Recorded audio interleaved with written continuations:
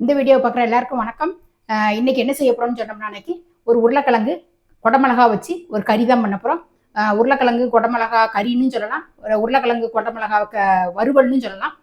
இந்த வறுவல் வந்து நம்ம சாம்பார் சாதம், ரசம் சாதம், நம்ம கலந்த சாதம் எல்லா சாதத்தோடையும் தொட்டு சாப்பிட்றதுக்கு ரொம்ப நல்லா இருக்கும். இது வந்து சப்பாத்தி பூரிக்கு கூட தொட்டு சாப்பிட்றதுக்கு ரொம்ப நல்லா இருக்கும். இந்த உருளைக்கிழங்கையும் குடமிளகாயையும் சேர்த்து வச்சு செய்யறதுக்கு வந்து ஒரு ஸ்பெஷலாக ஒரு மசாலா வந்து அந்த மசாலா அரைச்சி போட்டு செய்யும் போது டேஸ்ட் வந்து ரொம்ப ரொம்ப நல்லா இருக்கும். அந்த மசாலாவை அரைச்சிட்டு எப்படி செய்யலாங்கிறத வாங்க பார்ப்போம். குடமிளகா போட்டு பெரிய சைஸ் உருளைக்கிழங்கு எடுத்து வேக வச்சுட்டு, நான் வந்து ஒரு 3/4 வாசி, ரொம்ப கொலைய வேக விடக்கூடாது, ஒரு 3/4 வாசி வேக வச்சுட்டு இந்த மாதிரி ஸ்கொயராக கட் பண்ணி வச்சுருக்கேன். இந்த குடமிளகாயும் வந்து 2 குடமிளகா எடுத்திருக்கேன். 2 குடமிளகாய் எடுத்து அதையும் கொஞ்சம் பெருசு பெருசாக கட் பண்ணி வச்சுருக்கேன். ஒரே ஒரு தக்காளி, ஒரு வெங்காயம், ஒரு 10 பல் பூண்டை வந்து உரலில் போட்டு தட்டி வச்சுருக்கேன். கொஞ்சம் கொத்தமல்லி வச்சுருக்கேன். அவ்வளோதான் இந்த தேவையான பொருள். இது வந்து ஒரு மசாலா வந்து அரைக்கிறதுக்கு வந்து ஒரு ஸ்பூன் கிட்ட மல்லி எடுத்திருக்கேன், 1 ஸ்பூன் எள்ளு, 1/2 ஸ்பூன் மிளகு, 1/2 ஸ்பூன் ஜீரகம். இதுதான் நமக்கு தேவையான பொருள். மற்றபடி நம்ம மிளகாத்தூள் போட்டுக்கப்புறம் இதை வந்து ஃபஸ்ட்டு வந்து இதை வறுத்துருவோம். வறுத்துட்டு நம்ம உருளைக்கிழங்கு வறுக்கிறத பார்த்துருவோம். நான் வந்து ஃபஸ்ட்டு அடுப்பை நல்லா சட்டியை வந்து நல்லா சூடு பண்ணிட்டேன். இப்போ அடுப்பை வந்து ஸ்லோ பண்ணிட்டேன். இப்போ மல்லி 1 ஸ்பூன், மல்லி வந்து கொஞ்சமாக லைட்டாக வறுபட்டு வரட்டும். நல்ல வாசனை வருது. இப்போ வந்து 1/2 ஸ்பூன் மிளகையும் 1/2 ஸ்பூன் ஜீரகத்தையும் உள்ளே சேர்த்துட்றேன். சேர்த்துட்டு அதையும் ஒரு கொஞ்சம் நேரம் அப்படி வறுத்து விட்ருவோம். அந்த டைமில் இப்போ எள்ளை சேர்த்துட்றேன். எள்ளையும் சேர்த்துட்டு எள்ளும் கொஞ்சம் படப்படன்னு பொரியிற அளவுக்கு அதையும் வறுத்து விட்ருவோம். இப்போ நான் அடுப்பை ஆஃப் பண்ணிவிட்டு ஒரு பிளேட்டில் கொட்டிட்டு ஆற வச்சுட்டு நல்லா மிக்சி ஜாரில் போட்டு நல்லா பவுடராக, நல்லா தண்ணி ஊற்றி அரைக்காமல் பவுடர் பண்ணி எடுத்துகிட்டு வந்துருப்பேன். இப்போ உருளைக்கிழங்கு வறுக்கிறதுக்கு ஒரு 3 ஸ்பூன் கிட்ட எண்ணெய் விட்டுருக்கேன். எண்ணெய் நல்லா சூடாகிட்டு கடுகு, உளுந்தம்பருப்பு, ஜீரகம், ஒரு 1/2 டீஸ்பூன், கொத்து கருவேப்பிலை, ஒரே ஒரு வெங்காயத்தை வந்து பொடியாக கட் பண்ணி வச்சுருக்கேன், அதையும் உள்ளே சேர்த்துட்றேன். சேர்த்துட்டு இந்த வெங்காயம் வந்து நல்ல கொஞ்சம் கலர் மாறி வரணும், லைட் ப்ரௌன் செவந்து வரணும், லைட்டாக செவந்து வரணும், அந்த அளவுக்கு வதக்கி விட்ருவோம். இந்த வெங்காயம் வந்து இந்த அளவுக்கு லைட்டாக செவந்து வரும்போது ஒரு 5, 6, 7, 8 பல்லு பூண்டை வந்து தட்டி எடுத்து வச்சுருக்கேன், அதை வந்து உள்ளே சேர்த்துட்றேன். அந்த பூண்டு பச்சை வாசனை போகிற அளவுக்கு லைட்டாக வதக்கி விட்ருவோம். அடுத்து ஒரே ஒரு தக்காளி, அதை உள்ளே சேர்த்துட்றேன். இப்போ வந்து தக்காளி வந்து இந்த அளவுக்கு கொஞ்சம் லைட்டாக மசிஞ்சு வந்ததுக்கப்புறம் இந்த வேக வச்ச உருளைக்கிழங்கு வந்து சேர்த்துட்றேன்.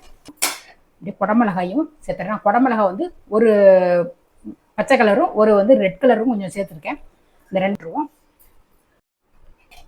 இதை நல்லா எண்ணெயிலேயே நல்லா கலந்து விட்டுட்டு அடுப்பை வந்து நல்லா ஸ்லோவாக வச்சுட்டு ஒரு 3-4 நிமிஷம் நல்லா அந்த குடமிளகாயும் வெந்து வரணும், உருளைக்கிழங்கும் நல்ல எண்ணெயில் கொஞ்சம் வெந்து வரணும், அது வரைக்கும் இருக்கட்டும். ஒரு 3 நிமிஷம் கிட்ட நல்லா அப்பப்போ அப்படி கிளறி கிளறி கொடுத்து நல்லா எண்ணெயிலேயே பிரட்டி விட்டுருக்கு. இதில் வந்து ஒரு 3/4 ஸ்பூன் வெறும் மிளகாத்தூள், 1/4 டீஸ்பூன் மஞ்சத்தூள், 1/2 ஸ்பூன் உப்பு உள்ளே போட்டுறேன். நான் காஷ்மீர் ரெட் சில்லியை வந்து நான் கலந்து அரைச்சி வச்சுருக்கிறதுனால நான் ஒரு 3/4 டீஸ்பூன் கிட்ட போடுறேன். உங்கள் மிளகாத்தூள் வந்து நார்மல் மிளகாத்தூள் அப்படின்னம்னா இதை விட கொஞ்சம் கம்மியாக குறைச்சி போட்டுக்கோங்க.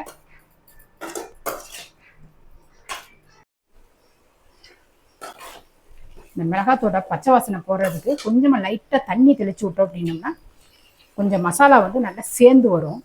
இப்படி வச்சோம்னா அன்னைக்கு அப்பப்போ திறந்து கிளறி விட்டுக்கிட்டே இருந்தோம்னா அன்னைக்கு இந்த பச்சை வாசனை எல்லாம் போய் நல்லா செவந்து வரும். இப்போ ஒரு தட்டை போட்டு முடியும்.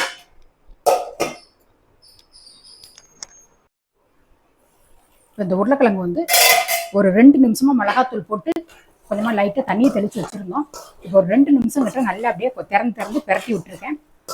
இந்த அளவுக்கு கொஞ்சம் லைட்டாக செவந்து வந்த உடனே இப்போ வந்து நம்ம அரைச்சி வச்சுருந்த மசாலா பொடியை வந்து உள்ளே சேர்த்துருவோம். நம்ம வறுத்துட்டு பொடி பண்ணி வச்சுருந்தோம் இல்லையா, அந்த பொடியை வந்து உள்ளே சேர்த்துறேன். சேர்த்துட்டு நல்லா கலந்து விட்டுருவோம். கலந்து விட்டுட்டு சும்மா ஒரு 1/2 டீஸ்பூன் கிட்ட எண்ணெய் சேர்த்துருக்கேன். எண்ணெயும் சேர்த்துட்டு லைட்டாக பிரட்டி விட்டு கொஞ்சம் நேரம் அந்த பொடியை போட்டிருக்கிறதுனால அந்த பொடி வந்து எல்லா பக்கமும் அந்த உருளைக்கிழங்கு குடமிளகாயில் அது நல்லா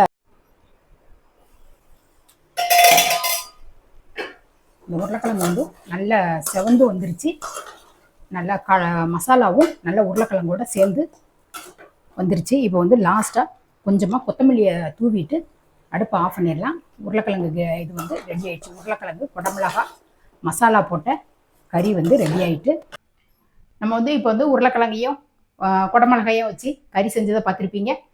இதே மாதிரி நீங்களும் உங்கள் வீட்டில் செஞ்சு பாருங்கள். செஞ்சு பார்த்துட்டு எப்படி இருந்ததுங்கிறத கமெண்ட்டில் சொல்லுங்கள்.